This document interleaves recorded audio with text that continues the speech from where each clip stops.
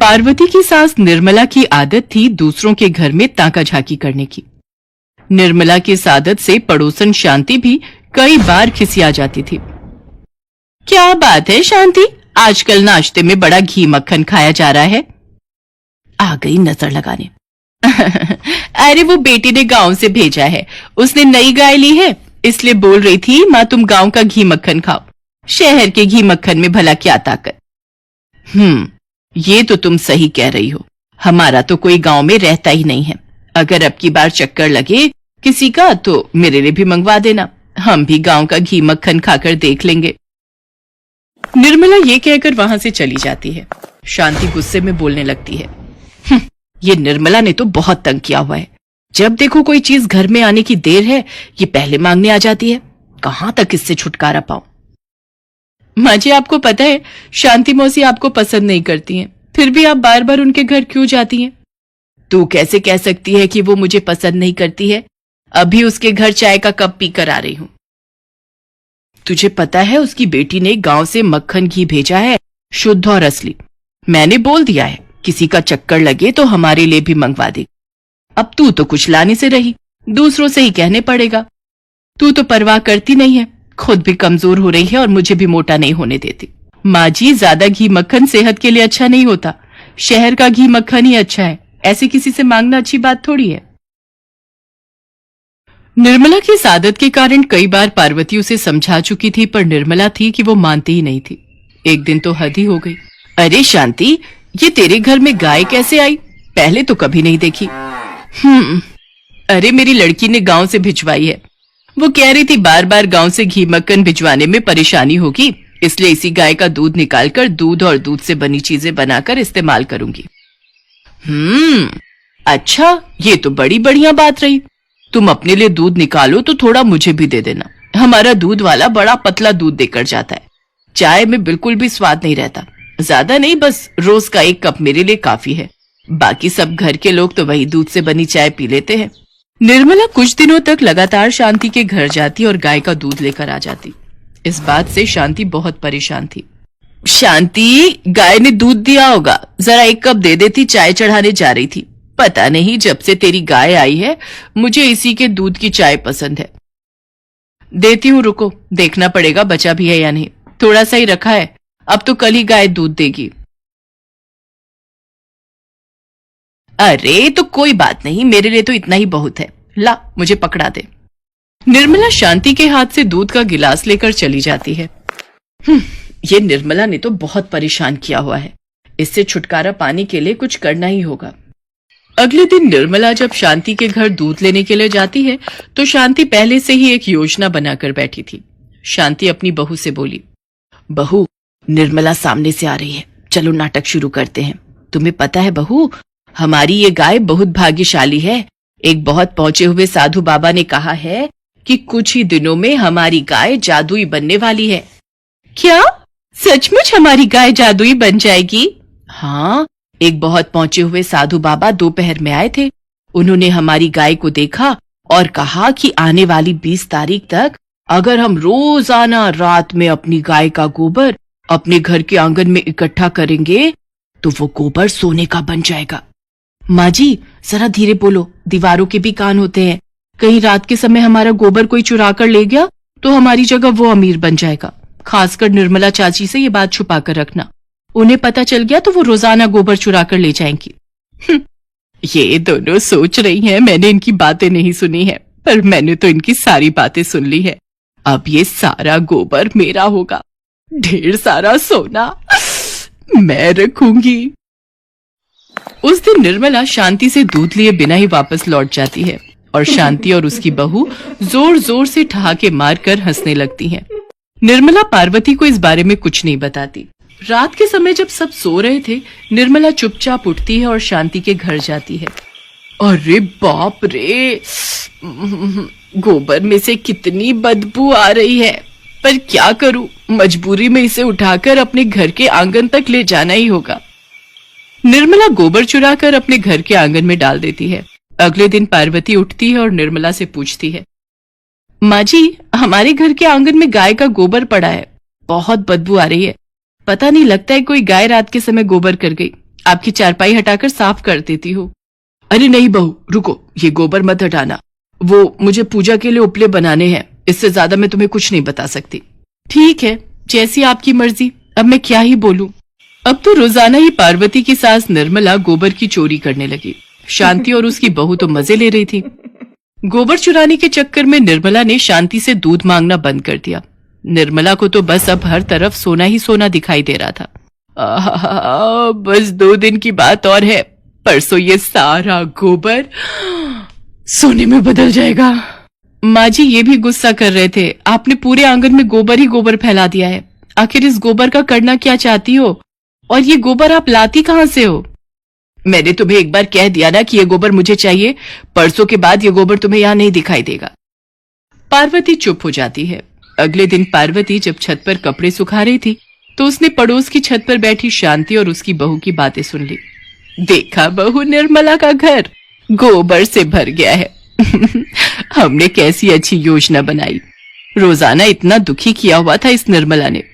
आपने सही किया, निर्मला चाची तो उस गोबर को सोने में बदलता हुआ देखने के लिए कितनी उत्साहित हो रही हैं। पर जब ऐसा कुछ नहीं होगा तो वो अपना सिर पकड़कर बैठ जाएंगी। उन्हें आपने अच्छा सबक सिखाया है। अच्छा तो ये बात है, ये दोनों सास बहू माँ जी का मजाक बना रही हैं। मुझे इन्हें सबक सिखाना हो। पार्वती निर्मला को सारी बात बताती है, जिसे सुनकर निर्मला को बहुत दुख होता है। माँ जी आप चिंता मत करो, देखना कल शांति मौसी आपसे खुद माफी मांगेंगी।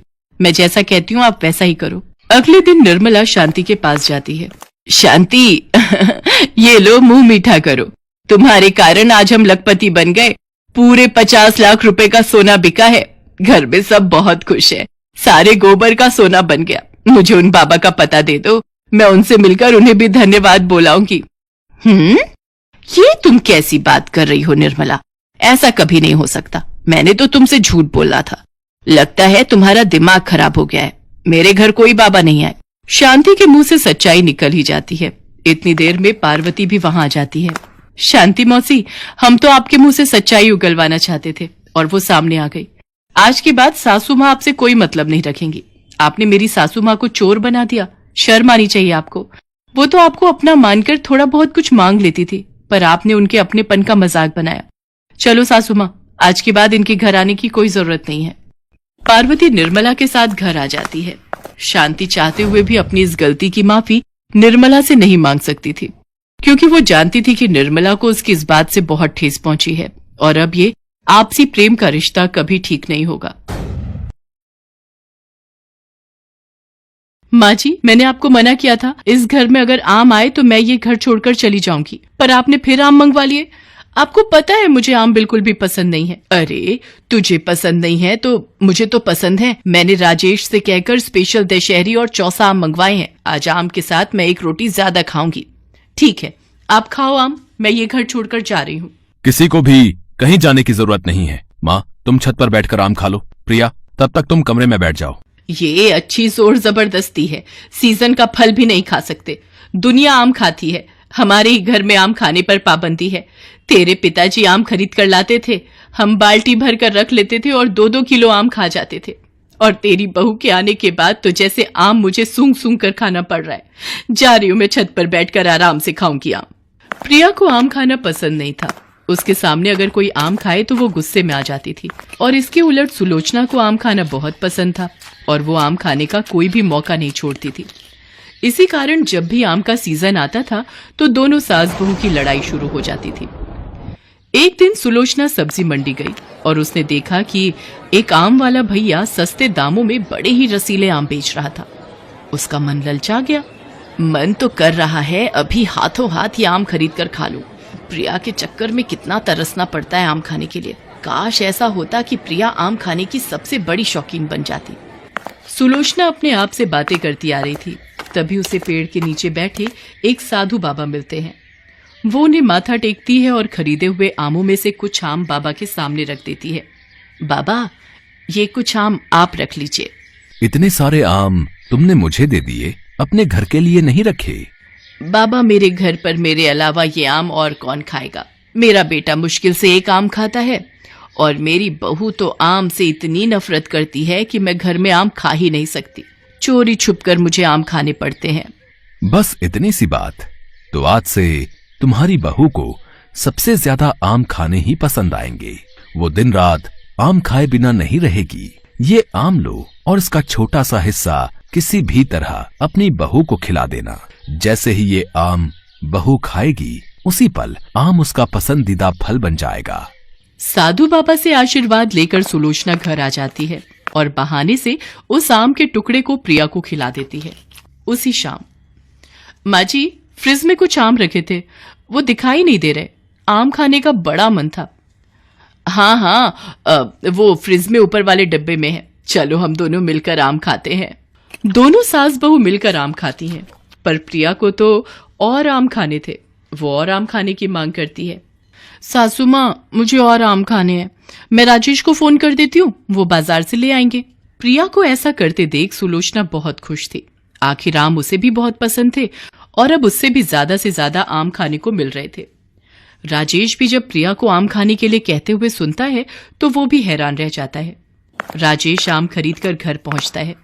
सुलोचना के हिस्से में एक आम आता है, बाकी के सारे आम प्रिया खा जाती है। सुलोचना इस बात को अनदेखा कर देती है। अब तो प्रिया जब देखो तब आम ही खाती रहती थी। सारी रसोई में आम के छिलके बिखरे रहते थे। प्रिया को इतने ज्यादा आम खाते देख सुलोचना परेशान होने लगी। एक दिन राजेश किसी काम से 2 दिन के लिए बाहर गया हुआ था। सुलोचना भी इस बीच बाजार नहीं जा सकी और घर पर आम नहीं रखे थे। प्रिया ने शोर मचाना शुरू कर दिया। माँ जी, मुझे आम खाने हैं। फ्रिज में आम क्यों नहीं है? आप मुझे कहीं से भी आम लाकर दो। मैं आम खाए बिना नहीं रह सकती। क्या मुसीबत मोल ले ली। रात के 10 बज रहे हैं। अब इस समय आम कहाँ से लाऊं? मुझे किसी भी कीमत पर आम खाने हैं। अब तो एक ही रास्ता बचा है। नुक्कड़ पर जो फल की दुकान है, वहां से आम लाने होंगे। सुलोचना प्रिया को लेकर पड़ोस में बनी फल की दुकान पर जाती है, पर दुकान बंद हो चुकी थी और प्रिया आम खाने के लिए शोर मचा रही थी। उसका शोर सुनकर कोई आ न जाए, सुलोचना उससे बोली। प्रिया, अगर ऐसे शोर मचाए तो लोग इकट्ठे हो जाएंगे। अब हमारे पास एक ही रास्ता बचा है। हम दोनों को इस दुकान से आम की चोरी करनी होगी। कोई बात नहीं माँ जी, हम आम की चोरी भी कर लेंगे, पर कम से कम रसीले आम खाने को तो मिल जाएंगे। तुम पतली हो, इस खिड़की के रास्ते तुम दुकान के अंदर चली जाओ और सामने रखी आम की पेटी में से आम उठा लाना। फलों की दुकान में एक खिड़की बनी थी। प्रिया किसी तरह उस खिड़की को खोलकर अंदर जाती है और ढेरों आम चुरा लेती है और थैले में भर लेती है। दोनों सास बहू आम की चोरी करके घर आ जाती हैं। प्रिया को तो आम खाने से मतलब था। वो इस बात पर ध्यान नहीं देती और सारे आम खा जाती है। अगले दिन पड़ोसन सुलोचना को मिलती है। तुम्हें पता है सुलोचना बहन, पड़ोस में जो फल वाला है, उसकी दुकान से रात को आम चोरी हो गए। दुकान में फल बिखरे हुए थे। सुना है कोई आम चोर था। चोर ने खाली आम ही चुराए। पड़ोसन की बात सुनकर बराबर में खड़ी प्रिया हंसने लगती है। सुलोचना उसे घूर कर देखती है और पड़ोसन से बात करके घर के अंदर आ जाती है। अगली रात फिर प्रिया सुलोचना से कहती है, माँ जी, दोबारा उसी फल वाले की दुकान पर चलते हैं ना? उसके आम बहुत ही बढ़िया थे। नहीं, अब दोबारा नहीं। और आम फ्रिज में रखे हैं, तुम वो खा लो। राजेश आ जाएगा तो बाजार से मंगवा लेंगे। माँ जी, फ्रिज में जो आम रखे थे वो तो मैंने सुबह ही खा लिए। अगर आप नहीं चलोगी तो मैं अकेले ही आम चोरी करने चली जाऊंगी। प्रिया तो आम चोरी करने की जिद पकड़कर बैठी थी। अब सुलोचना के पास कोई रास्ता नहीं था। दोनों सास बहू फिर से फल की दुकान पर आम की चोरी करने चली गईं। पर जैसे ही प्रिया आम चुराकर खिड़की से बाहर आई, दुकानदार सामने आ गया और चोर चोर चिल्लाने लगा। उसकी आवाज सुनकर पड़ोसी भी आ गए। सबको जब पता चला कि सुलोचना और प्रिया आम चोर हैं, तो सब हैरान रह गए। राजेश आया तो उसे सारी बात पता चली। वो साधु बाबा को बुलाने गया और उन्हें लेकर आया। साधु बाबा ने सारी सच्चाई दुकानदार और मोहल्ले वालों के बीच कही, जिसे सुनकर सब चौंक गए। हैं? क्या ऐसा भी हो सकता है? साधु बाबा, मेरी बहू करेले की सब्जी नहीं खाती। कोई ऐसा मंत्र फूंक दीजिए ताकि मेरी बहू करेले की सब्जी खाने लगे। पड़ोसन को ऐसा कहते देख सबकी नजरें मोहल्ले में सब्जी की दुकान चलाने वाले पर थी। कल से मेरी दुकान पर करेला नहीं मिलेगा, बाकी सब्जियां सब मिल जाएंगी। हाँ। और सब्जी वाले की बात सुनकर सब जोर से हंस